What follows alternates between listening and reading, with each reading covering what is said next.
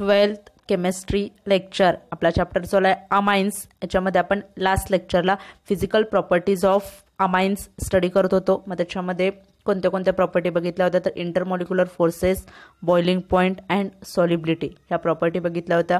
त्याच्यामध्ये primary, secondary आणि tertiary amines, primary आणि सेकंडरी अमाइन्समध्ये काय असतं तर इंटरमॉलिक्युलर हायड्रोजन बॉन्डिंग असतं। टर्शरी अमाइनमध्ये जे इंटरमॉलिक्युलर हायड्रोजन बॉन्डिंग अब्सेंट असतं का तर त्याच्यामध्ये हायड्रोजनच नसतो, सिंगल नायट्रोजन असतो, त्यामुळे त्याच्यामध्ये NH बॉन्ड नसल्यामुळे टर्शरी अमाइन्समध्ये इंटरमॉलिक्युलर हायड्रोजन बॉन्डिंग अब्सेंट असतं।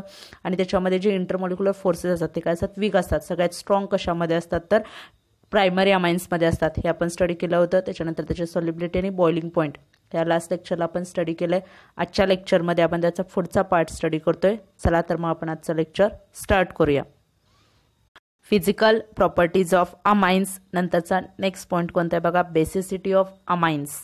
The basic nature of amines is due to presence of lone pair of electrons on the nitrogen atom. आता अमाइनचं बेसिक नेचर कशामुळे असतं तर लोन पेअर ऑफ इलेक्ट्रॉन्स, नायट्रोजनवरची एक लोन पेअर असते, लोन पेअर ऑफ इलेक्ट्रॉन्स असतात नायट्रोजन ॲटमवर, त्याच्यामुळे त्याला काय असतं बेसिक कॅरेक्टर प्राप्त झालेलं असतं, ते बेसिक इन नेचर असतं। In terms of Lewis theory, आता ही थेरी आपण थर्ड चॅप्टरमध्ये बघितलेली आहे। In terms of Lewis theory amines are bases because they can share a lone pair of electrons on nitrogen atom with an electron deficient species. According to Lewis theory amines काय तर bases आहेत का तर ते काय करतात, त्यांच्यावरची lone pair of electrons आहे किंवा नायट्रोजनवरची लोन पेअर इलेक्ट्रॉन आहे, लोन पेअर ऑफ इलेक्ट्रॉन काय करतात शेअर करतात with an electron deficient species. ज्या इलेक्ट्रॉन डिफिशियंट स्पेसिस असतील म्हणजे ज्यांच्याकडे इलेक्ट्रॉनची कमतरता आहे, इलेक्ट्रॉन कमी आहेत, त्यांना ते काय करतात तर ते लोन पेअर ऑफ इलेक्ट्रॉन काय करतात डोनेट करतात किंवा शेअर करतात। म्हणून अकॉर्डिंग टू लेविस थेरी किंवा in terms of Lewis theory amines are bases because they can share a lone pair of electron on nitrogen atom with an electron deficient species. जी नायट्रोजनवर lone pair आहे ते काय करतं share करतं किंवा donate करतं विथ इलेक्ट्रॉन डिफिशियंट स्पेसिस। ज्या इलेक्ट्रॉन डिफिशियंट स्पेसिस त्यांना काय करत असतं ते डोनेट करत असतं। For example trimethyl amine shares its lone pair of electrons with the electron deficient boron trifluoride. आता काय सांगितलं ट्रायमिथिल अमाइन हे काय करतं नायट्रोजनवरची जी लोन पेअर आहे donates lone pair of electron. आता नायट्रोजनवरची जी लोन पेअर ऑफ इलेक्ट्रॉन आहे ते कुणाला डोनेट करतं तर बोरॉन ट्रायफ्लोराइड हा जो ॲटम आहे बोरॉन ट्रायफ्लोराइड त्याला ते काय करतं नायट्रोजनवरची जी लोन पेअर आहे म्हणजे बघा नायट्रोजनचं वर अशी जी लोन पेअर असेल ती त्याला काय करतं डोनेट करतं। सो कोणता मॉलिक्यूल डोनेट करतो तर ट्रायमिथिलामाइन, त्याच्यामध्ये जो नायट्रोजन असेल ती नायट्रोजनवरची लोन पेअर कशाला डोनेट होते बोरॉन ट्रायफ्लोराइडला। So trimethyl amine share its lone pair of electrons with the electron deficient, हे काय असतं इलेक्ट्रॉन डिफिशियंट बोरॉन ट्रायफ्लोराइड। आता खाली तुम्हाला त्याची रिॲक्शन पण दिली बघा Me3N। तर Me3 म्हणजेच काय ट्रायमिथिल अमाइन, हा जो Me3 ग्रुप म्हणजेच काय असं ट्रायमिथाइल CH3 ग्रुप आहे। Me म्हणजे कोणता मिथाइल ग्रुप, त्याच्यासाठी ते ॲब्रिव्हिएशन वापरतात Me CH3 ग्रुपसाठी मिथाइल ग्रुपसाठी। मग ते काय म्हटलंय थ्राइस म्हणजेच मिथिल जो ग्रुप आहे तो 3 वेळा आहे। सो ट्रायमिथिल काय येणार स्ट्रक्चर ट्रायमिथिल अमाइन नायट्रोजन, त्याचं स्ट्रक्चर कसं असतं बघा N ह्या साईडला CH3 CH3 CH3 आणि हे त्याच्यावर लोन पेअर असं हे स्ट्रक्चर असतं ट्रायमिथिल अमाइनचं। सो Me3N ती loan pair of electron plus BF3 म्हणजे काय बोरॉन ट्रायफ्लोराइड BF3 त्याला काय करतं ही जी लोन पेअर ऑफ इलेक्ट्रॉन आहे ते काय करतं त्याला डोनेट करतं म्हणजेच त्याच्यामध्ये काय होतं बॉन्ड तयार होतो। मग Me3N BF3 हे प्लस आणि निगेटिव्ह। आता ह्याच्यानं इलेक्ट्रॉन पेअर, तर ही जी इलेक्ट्रॉन पेअर आहे डोनेट करणार आहे नायट्रोजन काय करतो डोनेट करतो। मग डोनेट केल्यावर ह्याच्यावर कोणता चार्ज येईल पॉझिटिव्ह चार्ज येईल कारण इलेक्ट्रॉन त्यानं दिले, लोन पेअर ऑफ इलेक्ट्रॉन दिल्यामुळे पॉझिटिव्ह चार्ज येतो। BF3नं बोरॉन ट्रायफ्लोराइडनं इलेक्ट्रॉन काय केलं ॲक्सेप्ट केले त्यामुळे त्याच्यावर कोणता चार्ज येईल निगेटिव्ह चार्ज। सो Me3N म्हणजेच trimethyl amine plus BF3 boron plus नाही आहे ती जी त्याची रिॲक्शन होते प्लस म्हणजे त्या दोन्हींमध्ये रिॲक्शन प्लस BF3 काय होतं त्याच्यामध्ये हा जी नायट्रोजनवरची लोन पेअर आहे ते कुणाला डोनेट करतं तर BF3 जो आहे बोरॉन ट्रायफ्लोराइड त्याला ते डोनेट करतं। मग ते डोनेट केल्यानंतर काय होतं त्यांच्यामध्ये बॉन्ड क्रिएट होतो, तो बॉन्ड तयार होतो आणि नायट्रोजननं डोनेट केले त्यामुळे नायट्रोजनवर काय होतं किंवा शेअर केलं त्याच्यासोबत, त्यामुळे नायट्रोजनवर कोणता चार्ज येतो, पॉझिटिव्ह चार्ज येतो आणि BF3 काय करतो, ॲक्सेप्ट करतो, त्यामुळे त्याच्यावर कोणता चार्ज येतो तर निगेटिव्ह. हा इलेक्ट्रॉन डिफिशियंट आहे, हा इलेक्ट्रॉन त्याच्यावर लोन पेअर आहे, तो त्याला जे इलेक्ट्रॉन डिफिशियंट असतील त्यांना काय करत असतात, लोन पेअर ऑफ इलेक्ट्रॉन्स तिथे काय करत असते तर डोनेट करत असतं. म्हणून अकॉर्डिंग टू लेविस थेरी हे जे अमाइन्स सगळे आहेत ते काय तर बेसेस आहेत. Basic strength of amines is expressed quantitatively as KB और PKB व्हॅल्यू. तर तुम्हाला माहिती आहे KB म्हणजे इक्विलिब्रियम कॉन्स्टंट फॉर बेस, मला वाटतं ते 3rd चॅप्टरमध्ये आपण शिकलो ते. KB equilibrium constant for base, PKB value. ह्या दोन्ही व्हॅल्यूवरून बेसिक स्ट्रेंथ, जसं ॲसिडिक स्ट्रेंथ सांगतो आपण KA किंवा PKA व्हॅल्यू, ह्याच्यावरून आपण ॲसिडिक स्ट्रेंथ सांगतो, तशी बेसिकची स्ट्रेंथ सांगण्यासाठी हे विचारले जातात. त्याची सांगण्यासाठी क्वांटिटेटिव्हली एक्सप्रेस्ड ॲज KB और PKB. So basic strength of amines is expressed quantitatively as KB or PKB value in terms of Lowry-Bronsted theory. आता दुसरी थेरी बघा, Lowry-Bronsted theory, the basic nature of amines explained by writing the following equilibrium. तर जी Lowry-Bronsted theory आहे त्याच्यानुसार पुढे जे तुम्हाला equilibrium किंवा रायटिंग द एक्सप्लेन केले रिॲक्शन बघा. अमाइन्स जे N तर फक्त नायट्रोजनवरची लोन पेअर दाखवली अमाइन, बाकीचं एकच नायट्रोजन दाखवलं आहे. मग हायड्रोजन असतील 2 असतील तर प्रायमरी अमाइन असेल, 1 हायड्रोजन असेल तर सेकंडरी अमाइन असेल, आणि काहीच हायड्रोजन नसतील फक्त तिथं मिथाइल ग्रुप वगैरे असतील तर काय असेल टर्शरी अमाइन्स असतील. आता बघा अमाइन प्लस H2O.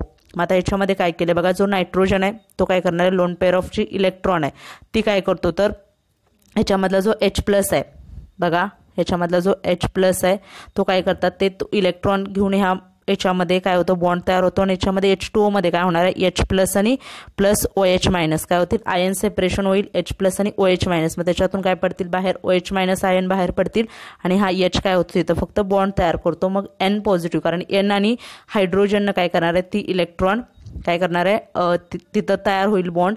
म्हणजेच काय करतं तर in this equilibrium amine accept H+ ions. त्या इक्विलिब्रियम रिॲक्शनमध्ये जे अमाइन आहे म्हणजे जो N दिसतंय तुम्हाला, जे N दाखवलं आहे इथं लोन पेअर, आणि हे जे स्ट्रक्चर आहे हे काय करतं H+ आयन ॲक्सेप्ट करतं, H2O मधले H+ आयन काय करतं ॲक्सेप्ट करतं. Hence an amine is a Lowry-Bronsted base. तर तुम्हाला माहिती आहे Lowry-Bronsted ॲक्सेप्ट H+ आयन, जे H+ आयन ॲक्सेप्ट करतात त्यांना काय म्हणतात तर बेसेस. जे H+ आयन ॲक्सेप्ट करतील त्यांना बेसेस म्हणतात, आणि जे H+ आयन डोनेट करतात ते काय असतात ॲसिड.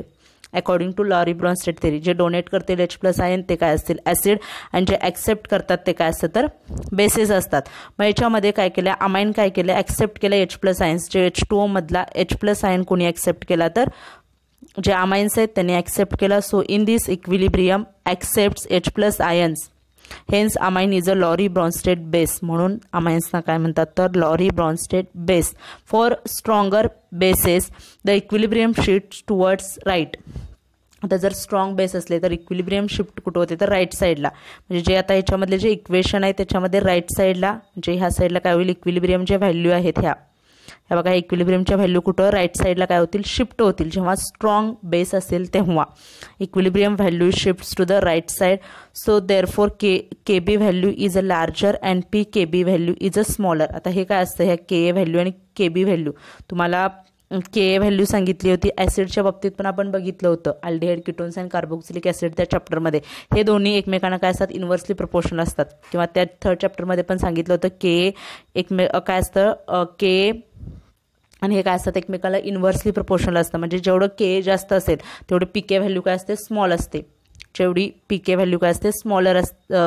KA आणि PKच्या बाबतीत सांगितलं होतं PK व्हॅल्यू जेवढी KA व्हॅल्यू जास्त असेल तेवढी PK व्हॅल्यू काय असते स्मॉलर असते.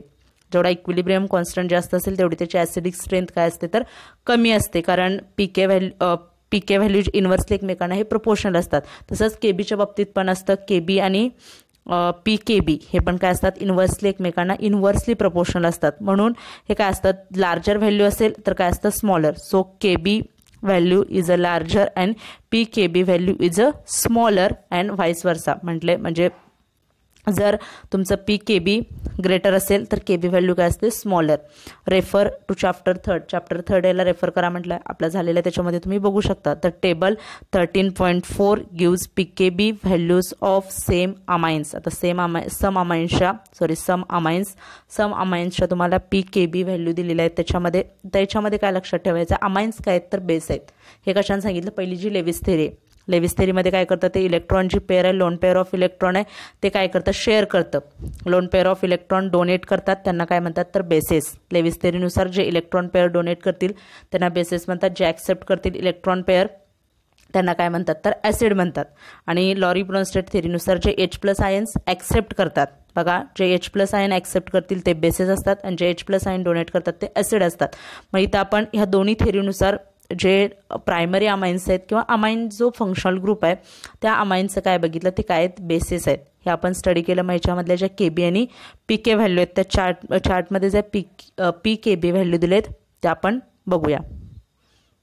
बघा आता हा टेबल आहे. ह्या टेबलमध्ये पीकेबी व्हॅल्यूज दिलेत सम अमाइन्सच्या ॲक्वियस मीडियममध्ये, म्हणजेच वॉटरमध्ये याच्या काय व्हॅल्यू असतात ते दिले. मग प्रायमरी अमाइन्सच्या आहेत, secondary amine, tertiary amines, ammonia आणि अरिल अमाइन्स याच्या व्हॅल्यू आहेत. फक्त तुम्हाला ते पीकेबी व्हॅल्यू दिलेत आणि ह्या ज्या व्हॅल्यूज आहेत ह्या आपण आता जो नेक्स्ट पॉईंट बघणार आहे. ॲलिफॅटिक अमाइन्सची basic strength of aliphatic amines, त्याच्यामध्ये तुम्हाला याचं डिस्क्रिप्शन समजेल.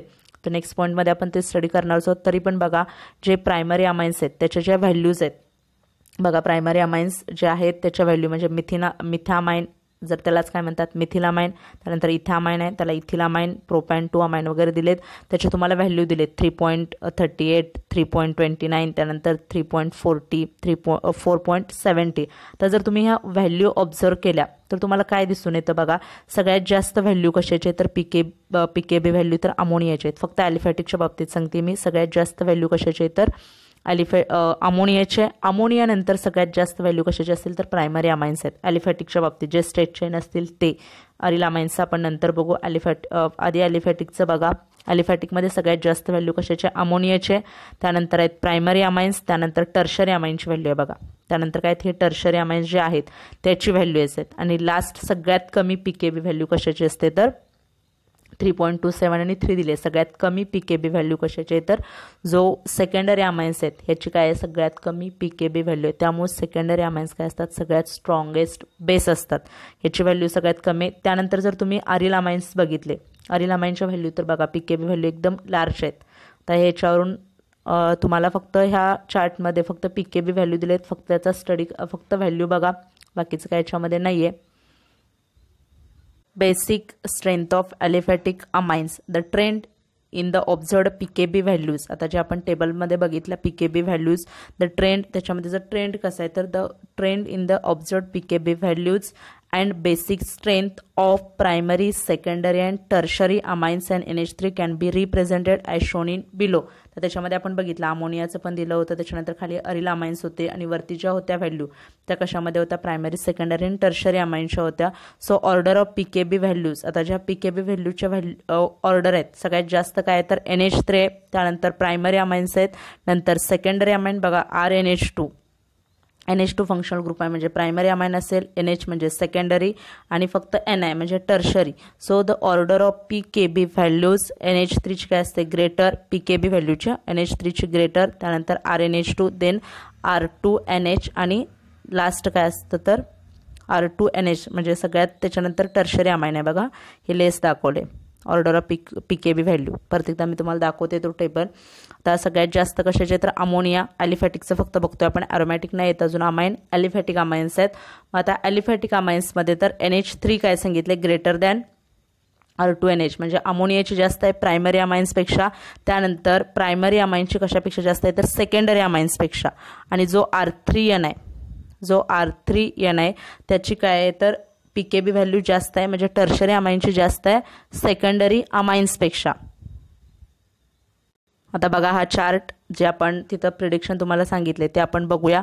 बघा जो हा चार्ट दिसतोय ह्या चार्टमध्ये जे पीकेबी व्हॅल्यूज आहेत त्या पीकेबी व्हॅल्यूमध्ये जे तुम्हाला दिसते त्याच्यामध्ये आता प्रायमरी अमाइन्स आहेत. पहिला जो आहे चार्ट प्रायमरी अमाइनच्या व्हॅल्यूज बघा काय 3.38, 3.29 किंवा 3.40, 4.70 इतक्या व्हॅल्यू आहेत प्रायमरी अमाइन्स.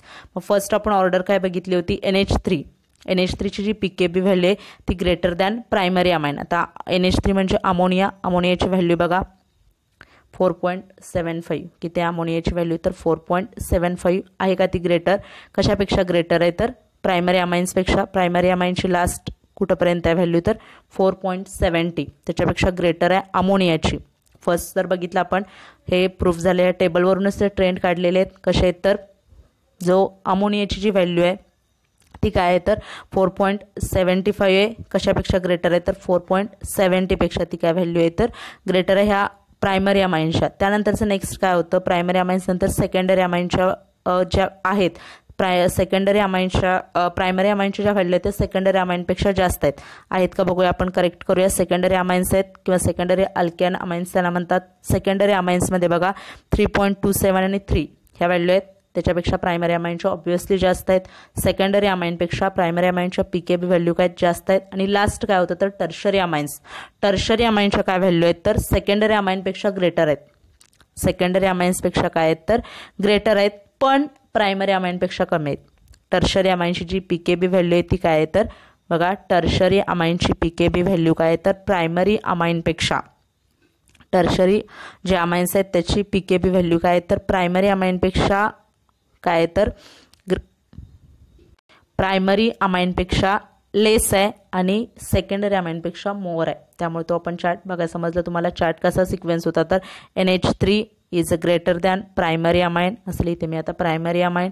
त्यानंतर काय असतं हे ग्रेटर कशापेक्षा असतं सेकंडरी अमाइनपेक्षा. कशापेक्षा ग्रेटर आहे सेकंडरी अमाइनपेक्षा ग्रेटर आहे पण सेकंडरी अमाइन काय आहेत लेस टर्शरी अमाइन. सेकंडरी अमाइन कशापासून लेस आहेत तर टर्शरी अमाइन. सॉरी इथं काढते मी टर्शरी अमाइन. सेकंडरी अमाइन्स कशापेक्षा लेस आहेत टर्शरी अमाइनपेक्षा पण टर्शरी अमाइन लेस कशापेक्षा आहेत प्रायमरी अमाइनपेक्षा पण त्याची व्हॅल्यू काय असते लेस असते पण सेकंडरी अमाइनपेक्षा जास्त असते. हा सिक्वेन्स लक्षात ठेवा. अमोनियाचे सगळ्यात जास्त असते. अमोनिया नंतर काय असतात प्रायमरी अमाइन. प्रायमरी अमाइन नंतर काय असतात टर्शरी अमाइन आणि टर्शरी अमाइन नंतर सगळ्यात कमी pKb व्हॅल्यू कशाची असते तर सेकंडरी अमाइन्सची. मला वाटतं व्यवस्थित तुमच्या सिक्वेन्स लक्षात राहिला असेल pKb व्हॅल्यूसाठी. Order of basic strength. आता त्याच्या जी pKb व्हॅल्यू आहे ती बघितली आपण. pKb व्हॅल्यूची जी ऑर्डर होती अमोनिया नंतर प्रायमरी अमाइन्स. प्रायमरी अमाइन नंतर टर्शरी अमाइन असतात आणि टर्शरी अमाइन नंतर काय असतं सेकंडरी अमाइन. हे बघितलं. आता बेसिक स्ट्रेंथ काय बघायची तर अमोनिया काय सांगितले लेस दॅन RnH2 पेक्षा म्हणजे जे बेस जास्त स्ट्रॉंगेस्ट बेस कोणता असतो तर बघा आता अमोनिया काय लेस आहे कशापेक्षा प्रायमरी अमाइन्सपेक्षा. त्यानंतर RnH2 काय लेस आहे कशापेक्षा सेकंडरी अमाइन्सपेक्षा. बघा RnH2 पण काय लेस आहे सेकंडरी अमाइन्सपेक्षा आणि R3N पण काय लेस आहे सेकंडरी अमाइनपेक्षा. ही जी व्हॅल्यू दिसते ही काय सगळ्यात स्ट्रॉंगेस्ट बेस. कोणता सगळ्यात स्ट्रॉंग असतो तर सेकंडरी अमाइन. हा सिक्वेन्स लक्षात ठेवा. NH3 लेस आहे कशापेक्षा तर RnH2 पेक्षा म्हणजे प्रायमरी अमाइनपेक्षा पण NH3 लेस आहे. त्यानंतर NH2 कशापेक्षा प्रायमरी अमाइन कशापेक्षा वीक असतो बेस तर R2NH म्हणजे सेकंडरी अमाइन्सपेक्षा असणार आहे आणि जो टर्शरी अमाइन्स असतात तो त्याच्यापेक्षा काय असतात तर लेस असतं. सगळ्यात स्ट्रॉंगेस्ट बेस कोणता येतं तर सेकंडरी अमाइन्स. ह्या याच्यापासून आपण सांगू शकतो सगळ्यात स्ट्रॉंगेस्ट बेस. मग जर आपल्याला सिक्वेन्स करायचा झाला तर काय करणार आपण secondary amines is the strongest base किंवा त्याची ॲसिडिक स्ट्रेंथ काय असणार जास्त.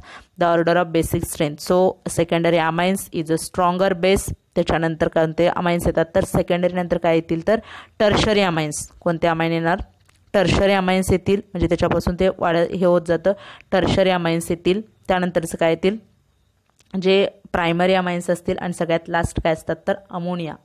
सगळ्यात लास्ट अमोनिया येतो. So thus as per the observed pKb values of the aliphatic amines secondary amines are the strongest base. त्या pKb व्हॅल्यूवरून काय सांगितलं तर सगळ्यात स्ट्रॉंगेस्ट बेस कोणता असतो तर सेकंडरी अमाइन्स.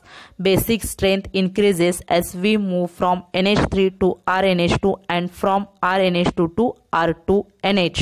त्याची बेसिक स्ट्रेंथ कुठून कुठे वाढते तर NH3 टू RnH म्हणजे ammonia to primary amines. Basic strength काय होते वाढत जाते इन्क्रीज होते. कुठून कुठेपर्यंत अमोनियापासून कशापर्यंत अमाइन्सपर्यंत प्रायमरी अमाइन्सपर्यंत बेसिक स्ट्रेंथ वाढते. And from RnH2 to R2NH म्हणजेच परत प्रायमरी अमाइन्सपासून सेकंडरी अमाइन्सपर्यंत पण काय होते बेसिक स्ट्रेंथ वाढते. बघा अमोनियापासून प्रायमरी अमाइनपर्यंत देन प्रायमरी अमाइनपासून सेकंडरी अमाइनपर्यंत काय होतं बेसिक स्ट्रेंथ वाढत जाते. But the basic strength decreases as we move from secondary to tertiary amines. बघा जेव्हा सेकंडरी टू पासून टर्शरी अमाइनकडे जातो तेव्हा काय होतं, बेसिक स्ट्रेंथ डिक्रीज होते. पहिल्यांदा काय होणार आहे तुमचं, अमोनियापासून सेकंडरी अमाइनपर्यंत वाढेल, त्याच्यानंतर टर्शरी प्रायमरी अमाइन, अमोनियापासून प्रायमरी अमाइनपर्यंत वाढेल, त्यानंतर प्रायमरी अमाइन नंतर काय होईल, सेकंडरी अमाइनपर्यंत काय होते, इन्क्रीज होते, आणि परत secondary amine to tertiary amine जाताना काय होते, ती व्हॅल्यू काय होते तर डिक्रीज होते. So the basic strength and the corresponding pKb value depends on the position of equilibrium shown in equation 13.1. आता त्या इक्वेशनमध्ये जे इक्विलिब्रियम पोझिशन दिले त्याच्यावर काय असते, बेसिक स्ट्रेंथ डिपेंड असते. Greater the stabilisation of conjugate acid mower on right side the equilibrium will lie and stronger will be the base and smaller will be its pKb value. म्हणजे pKb value जेवढी smaller असेल तेवढा base काय असतो तर stronger असतो. जेव्हा greater the stabilisation greater असतं, इक्विलिब्रियम त्या रिॲक्शनवर ग्रेटर स्टॅबिलायझेशन असेल ऑफ द कॉन्जुगेट ॲसिड. थांबा ती रिॲक्शन दाखवते तुम्हाला.